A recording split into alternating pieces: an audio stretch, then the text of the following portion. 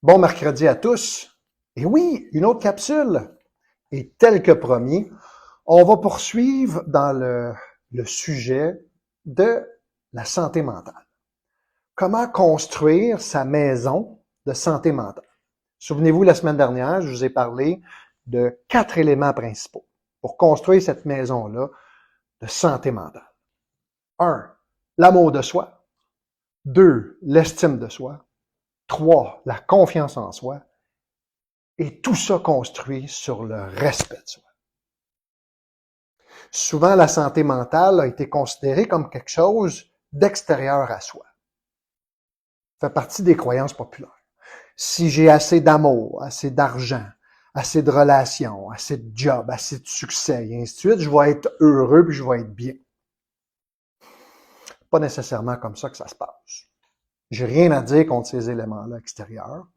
Mais le bonheur, être heureux, être un être humain en maîtrise de soi et en santé mentale, c'est une job intérieure. Comme dirait mon coach, Joe, it's an inside job. Ça n'a rien à voir à l'extérieur. Donc, aujourd'hui, on va approfondir un peu plus l'amour de soi. Non, l'amour de soi, c'est pas juste prendre un petit bain chaud avec des chandelles. Ça peut être ça, mais c'est un petit peu plus complexe et un petit peu plus précis que ça. Bref. Première chose qu'on doit regarder, c'est comme être humain, d'accepter mon humanité. Je veux dire quoi par là? Que premièrement, la réalité, c'est que nous sommes tous, vous et moi, des êtres humains imparfaits, faillibles et limités. En acceptant mon humanité, déjà là, je vais avoir beaucoup plus d'amour et de respect pour moi. Souvenez-vous, là, je dis ça de même, peut-être que vous allez vous reconnaître, le perfectionnisme, qui est souvent une des caractéristiques de la dépendance. Mon Dieu Seigneur, je me mets en situation d'échec en ayant une pensée rigide que je dois être parfait pour être aimé, par exemple. Que tout doit être parfait. Selon ce que ça veut dire, là, on ne sait pas trop c'est quoi, clairement c'est quoi être parfait. Alors vous comprenez que ça n'a pas de sens. Alors, premier élément pour développer l'amour de moi, c'est de reconnaître mon humanité. Que je vais faire des erreurs, que je vais me tromper, que parfois je vais souffrir, que parfois dans ma vie, ça va être douloureux.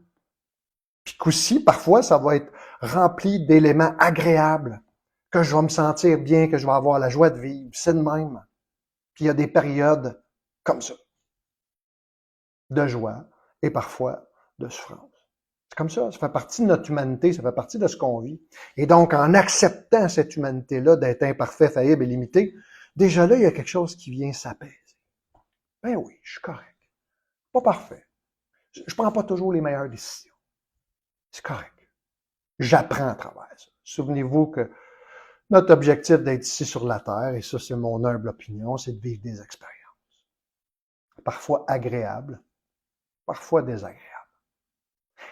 Et je ne sais pas pour vous autres, mais si on résiste à cette réalité-là d'être imparfait, faillible et limité, ça génère beaucoup plus de souffrance et souvent de déception envers soi-même.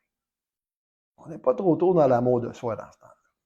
Deuxième élément, c'est peut-être de développer une nouvelle attitude face à soi-même.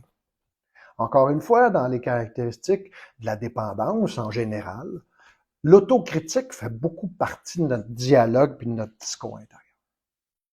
Se juger, se dénigrer, et je vais le dire de même, se maltraiter. Si je veux développer de l'amour de moi, nécessairement, je vais devoir revoir ça. Je vais devoir re-questionner comment je me traite dans ma petite tête ici. Comment je me traite quand je parle de moi aux autres, quand je me définis, que je me présente, selon mes perceptions. Ça serait important de revisiter ça, les amis. Comment vous vous percevez? C'est quoi cette histoire-là que vous êtes racontée face à vous-même? Peut-être qu'elle ne fit plus aujourd'hui. Peut-être que ça ne marche plus, là.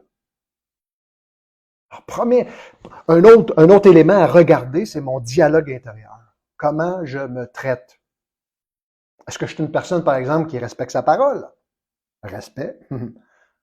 Hein? Si je dis oui, je vais prendre soin de moi en m'alimentant mieux puis en commençant à m'entraîner, par exemple, est-ce que je respecte ma parole?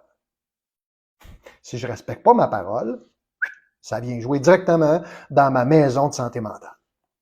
Direct. Parce que je me mets à douter de moi, puis je m'aime pas. Je suis pas fier, je suis pas content. Estime, confiance, vers le bas.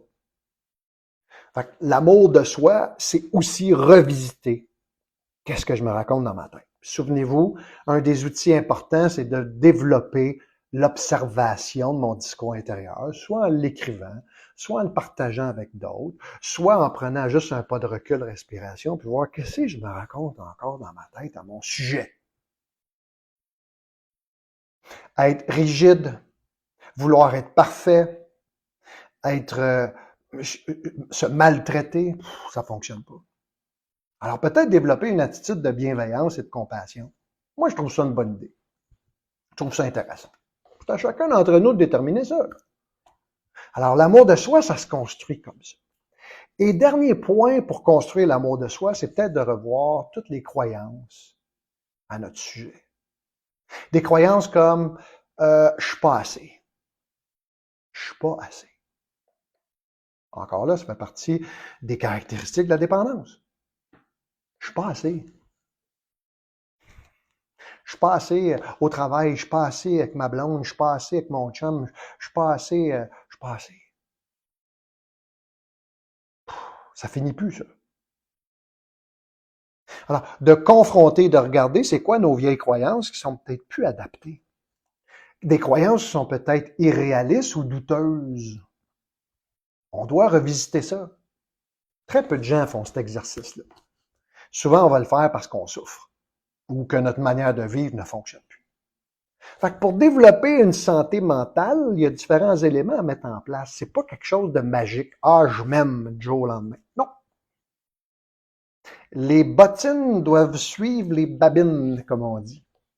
Alors, c'est dans l'action. De prendre soin de moi, de me traiter correctement, de respecter ma parole, de revisiter mon dialogue intérieur, de revisiter peut-être certaines croyances que j'ai à mon sujet, qui sont peut-être dépassées ou totalement fausses. Vous comprenez?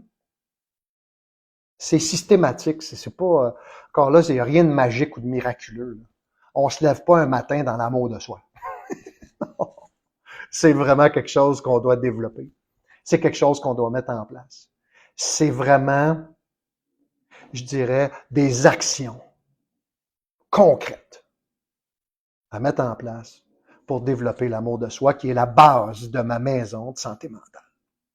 Alors, la semaine prochaine, on va continuer avec l'estime de soi. Qu'est-ce que c'est l'estime de soi? Hein? La valeur que je me donne comme être humain. On va confronter ça un petit peu, ces croyances-là, parce que des fois, j'entends toutes sortes d'idées qui sont parfois un peu douteuses face à l'estime de soi. On va remettre ça un petit peu en place.